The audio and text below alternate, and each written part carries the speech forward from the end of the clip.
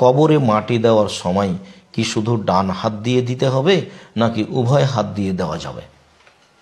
আমরা যখন কবরে মাটি দিব তখন কি দুই হাত লাগিয়ে মাটি নিয়ে কবরে দিব না এক হাত লাগিয়ে মাটি নিয়ে কবরে দেব, কোনটা? জিজ্ঞাসাটি আমাদের অবশ্য অতীব প্রয়োজন। আমরা অনেক সময় এসব কথার সম্মুখীন হয়ে থাকি। সম্মানিত দর্শক মণ্ডলী, হাদিস দ্বারা স্পষ্ট প্রমাণ হয় যে মানুষ কবরের পাশে গিয়ে দুই হাতে মাটি নিয়ে সাধারণভাবে কবরের উপরে রেখে দিবে। আর এটাই ঠিক।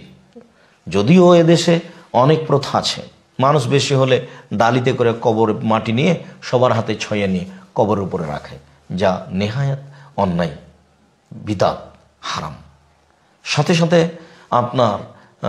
আপনাদেরকে আমরা আরও বলি যে কবরের বিষয়টি আমাদের খুব সতর্ক সাবধানতার সাথে দেখা দরকার।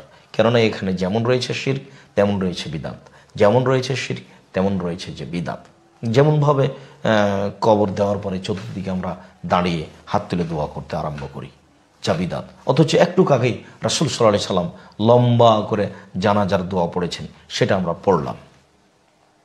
আবার কবরের পরে আপনার একটা কাঁচা খেজুরের ডালকে পুঁতে দেওয়া হয়, এটাও বিদআত। কেননা রাসূল সাল্লাল্লাহু আলাইহি সাল্লাম এরকম কিছু করেননি। যেটা তিনি করেছিলেন, কোনো এক সময়ে রাস্তা দিয়ে হাঁটছিলেন, দুইটা কবরের পাশ দিয়ে যাচ্ছিলেন, একটা কবরে শাস্তি হচ্ছিল এই কারণে, এই কারণে তিনি একটা খেজুরের ডাল ভেঙে দুই কবরে গেড়ে দিলেন আর বললেন যে ডাল দুটো শুষ্ক হওয়া পর্যন্ত কবরের শাস্তি হালকা থাকবে। এইটি আল্লাহ তাআলা তাকে জানিয়ে দিয়েছিলেন ওহির মাধ্যমে, যা মুসলিম গ্রন্থে স্পষ্টভাবে এসেছে যে তিনি ওহির মাধ্যমে জেনেছিলেন যে আপনি এই কাজটা করেন, তাহলে আপনার এই কাজের বিনিময়ে আল্লাহ তাআলা তার কবরের শাস্তিকে হালকা করে দিবেন, তাই তিনি করেছিলেন। এই কথার অর্থ এই নয় যে সাহাবীগণ এমনটা করতেন। সম্মানিত দর্শক মণ্ডলী, মানুষ কবরের পাশে গিয়ে হাতে করে, দুই হাতে করে, অঞ্জলিতে করে মাটি নিয়ে কবরে দিবে, এটাই সুন্নাত। আবু হুরায়রা রাদিয়াল্লাহু তাআলা আনহু বলেন, আন্না রাসূলুল্লাহ সাল্লাল্লাহু আলাইহি সাল্লাম সাল্লাল্লাহু জানাজাতিন, রাসূল সাল্লাল্লাহু আলাইহি সাল্লাম একদা জানাজার সালাত আদায় করলেন। সুম্মা আতাল কবরা, তারপর তিনি কবরের পাশে আসলেন।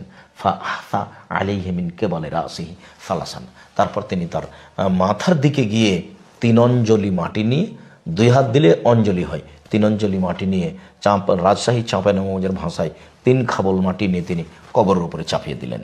এতে আমরা স্পষ্ট বুঝতে পারি যে দুই হাতে মাটি নিয়ে কবরের উপরে রাখবে। ইবনে মাজাহ মিশকাত হাদিস নাম্বার 1720। অতএব সহিহ হাদিস দ্বারা আমরা স্পষ্ট বুঝতে পারি যে দুই হাত লাগিয়েই মাটি উঠিয়ে কবরে দিতে হবে। আশা যে আমরা বিষয়টি খুব ভালোভাবে স্পষ্টভাবে বুঝেছি। আল্লাহ আমাদেরকে এইভাবেই এই পর্যায়ে আমল করার তৌফিক দান করুক। আল্লাহুম্মা আমিন। আল্লাহু আ'লাম বিস-সাওয়াব ওয়া সাল্লাল্লাহু আলা নবী ওয়া সাল্লাম।